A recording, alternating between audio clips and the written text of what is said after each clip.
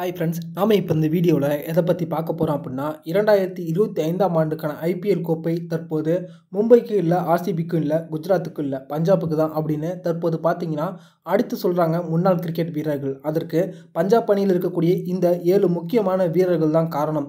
அவங்களுடைய ஆட்டம் தற்போது பார்த்தீங்கன்னா புள்ளி விவரத்தோடு இந்த சீசனில் பார்க்கும்போது ரொம்பவே அபாரமாக இருக்குது. எந்த ஒரு சீசன்லேயும் எப்போதுமே ஒரு அணியில் மட்டுமே இந்தளவுக்கு 7 வீரர்கள் தொடர்ச்சியாக பர்ஃபார்மன்ஸ் பண்ணது கிடையாது அப்படின்னு அடித்து சொல்கிறாங்க. அது பற்றின முழுமையான விவரத்தை இந்த வீடியோவில் பார்ப்போம். இந்த ஆண்டு பஞ்சாப் கிங்ஸ் அணி ஐபிஎல் தொடரில் ரொம்ப வித்தியாசமாக செயல்படுறாங்க. பயிற்சியாளர் பாண்டிங், ஸ்ரேயஸ் ஐயர் தலைமையிலான தற்போது பஞ்சாப் அணி இந்திய வீரர்களுடைய அச்சமற்ற பேட்டிங் இவங்களோடு சேர்த்து தற்போது வெற்றிகள் குவிந்து கொண்டிருக்கு. பஞ்சாப் கிங்ஸ் விளையாடிய 14 ஐபிஎல் போட்டிகளில் தற்போது 9 வெற்றி, 3 தோல்வி மற்றும் ஒரு போட்டி முடிவில்லாமல் தற்போது பார்த்தீங்கன்னா 19 புள்ளிகளோடு இந்த 2025ஆம் ஆண்டு ஐபிஎல் தொடருக்கான புள்ளி பட்டியலில் முதலிடத்தை பிடிச்சு தற்போது இவங்க குவாலிஃபயர் 1ல் விளையாடுறாங்க. இதன் மூலமாக 11 ஆண்டுகளுக்கு பிறகு முதல் முறையாக பஞ்சாப் அணி தற்போது புள்ளி பட்டியலில் முதலிடத்தை பிடிச்சிருக்காங்க. இந்த சீசனில் பஞ்சாப் கிங்ஸ் அணி பேட்டிங் அபாரமாக இருக்குது. அவங்களில் 7 பேட்ஸ்மேன்கள் பார்த்தீங்கன்னா 100க்கும் அதிகமான ரன்களை குவிச்சு 30க்கும் அதிகமான சராசரியோடு 149க்கும் அதிகமான ஸ்ட்ரைக் ரேட்டோடு தற்போது அடித்து நொறுக்கியிருக்காங்க. பிரியான் ஷாரியா மற்றும் பிரப் சிம்ரன் இவங்களுடைய அதிரடியான தொடக்கம், அதே போல் ஸ்ரேயஸ் ஐயர் அவருடைய மிகவும் கன்சிஸ்டன்ஸான ஒரு பேட்டிங் பர்ஃபார்மன்ஸ் ஆகியவை இந்த அணிக்கு முதுகெலும்பாக இருக்குது.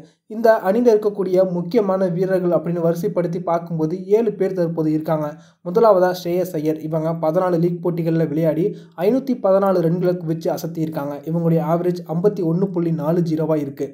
171.9 ஸ்ட்ரைக் ரேட்டோட இவங்க விளையாடி 5 அரை சதங்களை அடித்து இந்த தொடரில் அசத்தியிருக்காங்க.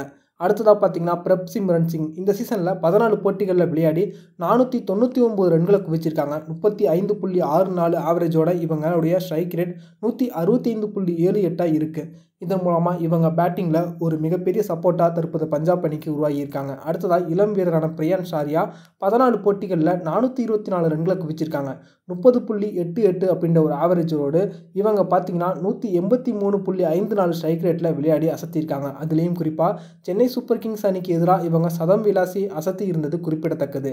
நேஹல் வதேரா மிடில் ஆர்டர் பேட்ஸ்மேனான இவங்க 12 போட்டிகளில் 298 ரன்களை குவித்திருக்காங்க.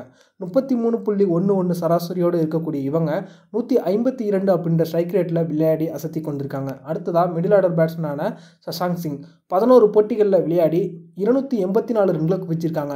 56.80 அப்படின்ற ஆவரேஜரோட இவங்க 149 ஸ்ட்ரைக் ரேட்டில் விளையாடிருக்காங்க. அடுத்ததாக பார்த்தீங்கன்னா ஜோஷ் இங்கிலீஷ். ஆஸ்திரேலிய வீரரான இவர் 7 போட்டிகளில் 197 ரன்களை எடுத்திருக்காங்க. 32.83 அப்படின்ற ஆவரேஜரோட இவங்க 164.16 ஸ்ட்ரைக் ரேட்டில் விளையாடி தற்போது அந்த அணிக்கு ஒரு முக்கியமான வீரராக இருக்காங்க.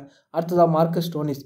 இவங்க மிடில் ஆர்டரில் களமிறங்கி அதிரடியாக விளையாடக்கூடிய பேட்ஸ்மேன். இவங்க 7 போட்டிகளில் 126 ரன்களை எடுத்திருக்காங்க. ஆவரேஜ் 31.50 இருக்குது. ஸ்ட்ரைக் ரேட் பார்த்தீங்கன்னா 193.85 இருக்குது.